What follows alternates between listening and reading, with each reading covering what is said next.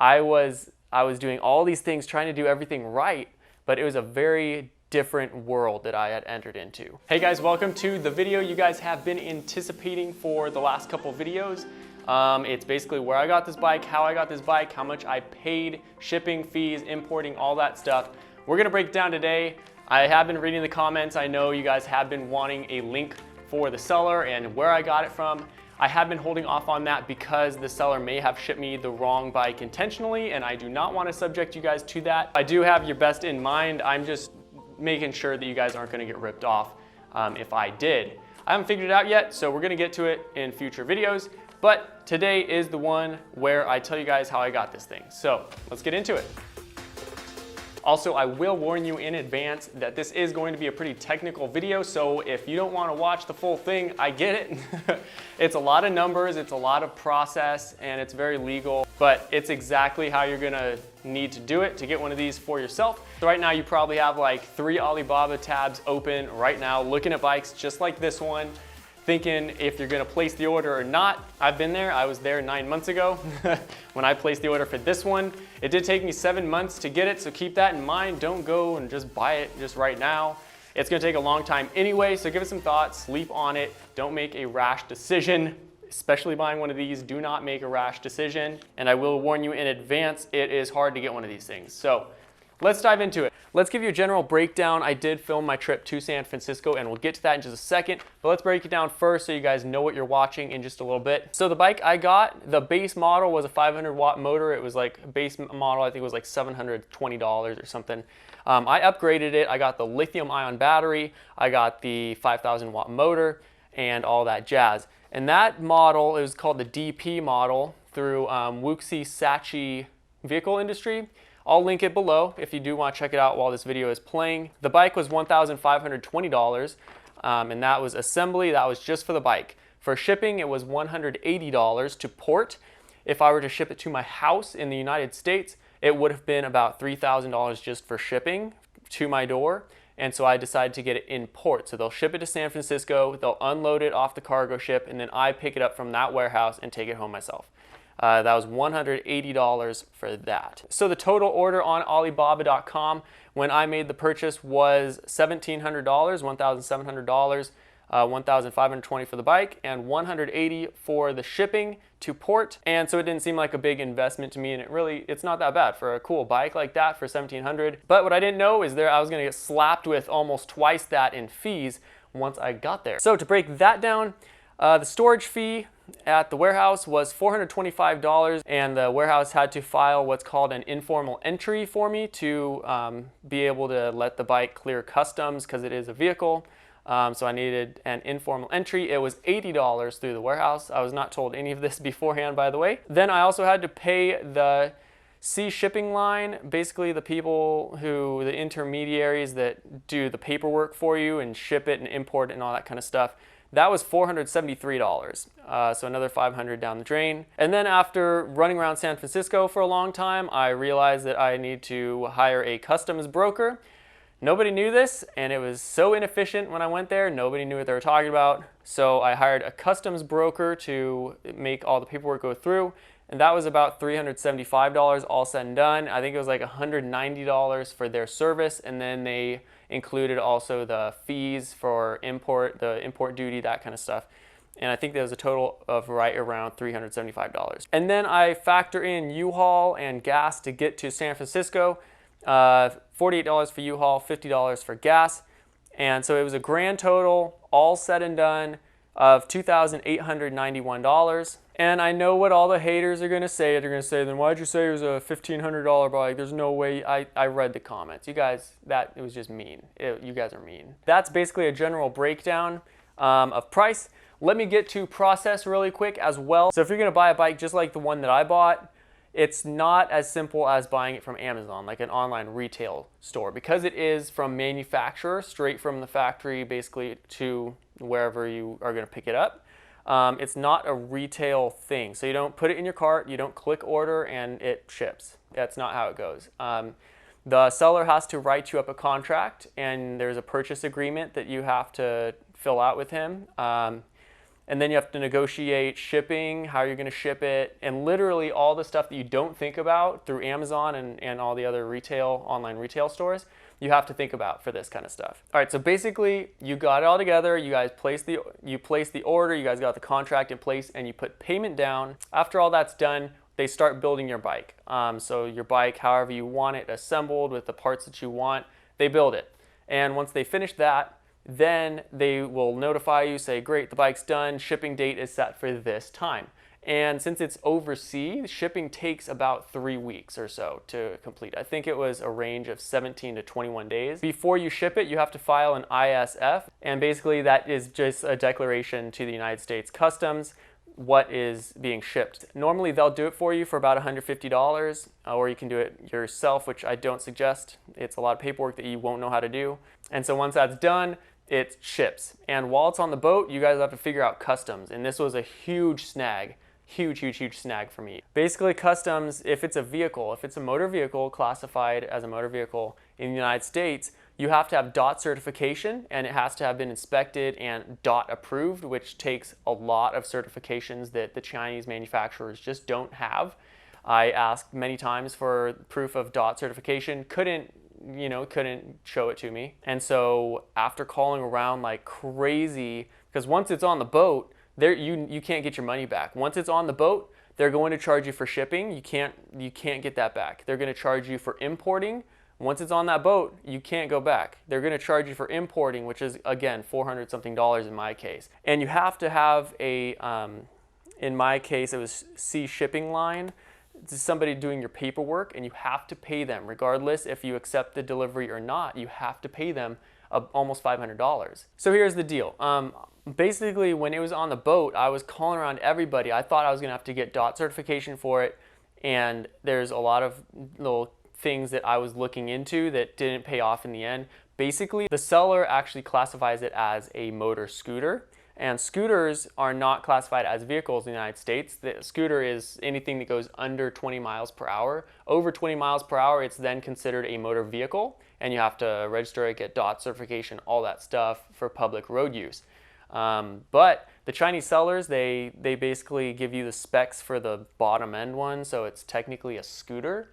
Even if you do the upgraded version, they give you those specs, so if somebody does look at it and look into it, it looks like a motor scooter. I was doing all these things, trying to do everything right, but it was a very different world that I had entered into. Basically, they'll send it to you and tell the US Customs office it's a scooter. It's just a scooter. And basically you just have to go with that, because if you don't, you're gonna have to get DOT certification, and that's impossible to do. Literally, you'd have to pay hundreds of thousands of dollars to get a DOT certification for it, and that's on the manufacturer's end. You couldn't even do it as the consumer. So at that point, the bike would get seized at customs, and they'd either hold it, and then it would accumulate storage fees that you'd have to pay. Legally, you'll have to pay those fees, or you could tell them to dispose of the bike, and you'll have to pay a disposal fee of it. So you're out $1,000 plus a disposal fee, plus the amount of the bike, $1,700, because they don't refund you for that kind of stuff.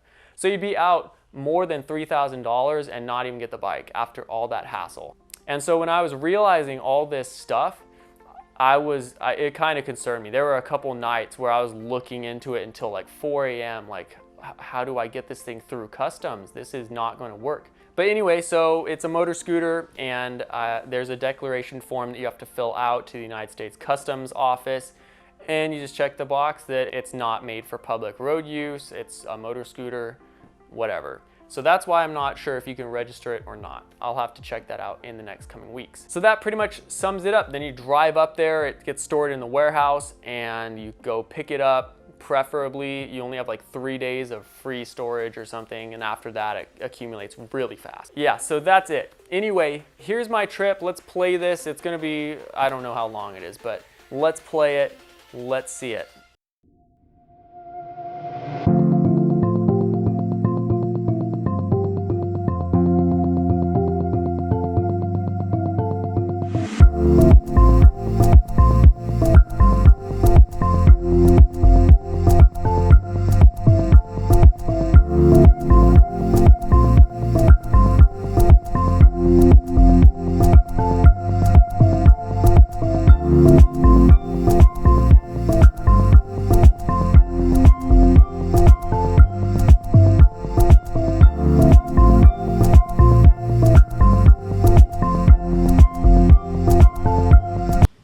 everybody, so this is where we're at. Basically, I am in San Francisco. This is where my bike was shipped to. It was shipped to port, and I was gonna pick it up in San Francisco. I'm about 3.5 hours drive away from here. So I drove up this morning after I grabbed the U-Haul trailer, and I went to the warehouse that I needed to go to where the bike is being stored, and they told me they filed the informal entry form for me, and then they told me to take that paperwork that they gave back to me to a customs office, Customs and Border Patrol office, Border Protection office. And so they gave me 2 locations that I can go to. Of course, I did the first location. That's what she recommended. And so I drove over there and I looked around. I found the building. I went up the door. It was locked. That place had been closed for 3 months. And the building had been taken over completely by somebody else. And it wasn't even like the same building anymore. How did they not know this stuff? So anyway, I drove like 30 minutes to that. And then, so I was on the phone. I was like trying to figure out what I need to do. So I was like, all right, I'm just going to go to the second location. Like things are going to start shutting down and closing in the next hour and a half. And so I have to like get on it if I want to get the bike tonight. I put in my maps. It's in San Francisco City. The other one that I went to first was in Oakdale, and it was outside the city. So I didn't have to go across the bridge. But I did for the second location. So I paid $16 to cross the bridge because I had a trailer on the Jeep, and so it was more expensive. And so I get into San Francisco City. It's insane, of course, people everywhere, very short intersections, so lots and lots of traffic and very slow to get around. And I couldn't park anywhere. I mean, the Jeep had a trailer on it and there is absolutely nowhere to park. So I go there and they're closing by that time. It's 4 o'clock exactly. I get there at like 4:05 and they do like a soft close at 4 o'clock. And so I found somebody and he's like looking through my papers. He's like, oh yeah, we don't actually do this anymore. We haven't done this for months now, and you need to find a customs broker for that. I was like, how does the warehouse not know this stuff? They literally work with customs and that's most of their business. So I'm camping out in the Jeep tonight and I'm gonna catch them tomorrow morning, like ASAP, right when they open. I want to get this thing done. I need to contact a customs broker and get the paperwork done and then go back to the warehouse once that's all. Oh, I have to pay the shipping person before he releases it's called a freight release, and so he has to fill that out and send it to him before I can get it, and I have to pay him almost $500, and I have to pay the storage company another like $500 something. And this has just gotten so expensive, it took me all by surprise. I did not know what I was getting into when I ordered this item on Alibaba. That was such a bad idea. I thought it was gonna be a $1,700 bike with a few fees. I knew that there was like a 1% to 2% import duty fee, and that's literally like 30 bucks. And I was like, no big deal. But no, I have to pay everybody. And since it's already here, there's no way I can get out of it. I can't just say, just ship it back, whatever. They'll still charge me $500 each, and everybody else will charge me what they were gonna charge regardless of what happens. So it sucks. Don't ever do this. All the paperwork went through. I am outside STG Logistics. It's the warehouse that my bike is at. I have the official little paperwork that they're gonna bring it out to me right now. Got the trailer that I really hope is big enough. It should be, but this is the exciting part. All the paperwork, everything that I had to go through sucked, and but we'll get into that more. So let's get this thing loaded up and see how it looks. All right, I made it home finally. So that was my trip. That was it. Not much fun, but I do have the bike, so I guess I can't complain. That's all that really matters when it comes down to it. What you didn't see in the video though was the long strings of emails I had back and forth with the seller and the shipping guy and whatever, all the other people. Long strings of emails, phone calls, lots of time spent trying to coordinate all this stuff. So let me break this down one more time for you guys. The bike and shipping for the bike was a total of $1,700. And then there were 3 different fees for the shipping people, the warehouse, the customs broker. And each of those were about $500, just under $500. So most of that could have been avoided in hindsight if I knew what I know now. The storage fee wouldn't have happened. I was out of town for a week, so I couldn't have avoided it this time around. When the boat gets into the dock, that's when your time starts. Your life doesn't matter. Like whatever you're doing, you have to drop that if you want to save money, and you have to go and get the bike. So you can't avoid those fees, so that would have been about $425 less in my case. Then the sea shipping company that worked with me, I would have had to pay their fees, so that was $473. That was not really avoidable. And then as far as customs goes, I could have avoided about $400 of an import tariff. What I should have done, and what's a common thing to actually do, is have them put it on a shipment on the boat that's going to a different port in a different country first. And so when you ship it into the United States, there's no tariff on it. And so that instantly saves you $375, $380 or something. So that's what I probably would have tried to work out with them in hindsight. And so the only fees I would have been out would have been the informal entry form, which was $80, and then the shipping company. So that's what I would have done in hindsight. It didn't work out well in my case. I didn't know what I was doing, and that's why I'm making these videos, so everybody else who's trying to do the same thing doesn't make these mistakes. So yeah, I think I'll stop it there. That's a long video and a lot of words for you guys to take in. If you do have any more questions though, just leave them in the comments. I'll do my best to answer. If there's common questions, I'll do one long answer for all of that. So just keep in mind that this is a very big decision, and it's going to take you a long time to get the bike. It took me about 6.5 to 7 months to get mine. I ordered it on January 9th of this year, 2019, and I think I got it at the very end of May is when it came into port, May 28th, but I picked it up early June, a week and a half after. The sales rep I was talking to, his name was Andy. He was all right. He responded to most emails, but there was a time that the shipment was on the boat and we needed paperwork from him, and he was completely unresponsive for about a week and a half. And so I couldn't get anything. That was super nerve-wracking and stressful. So yeah, that's it. If you have questions, just let me know. I hope I answered most of them. So anyway, guys, I'll see you in the next video. Thanks for watching. I appreciate your time.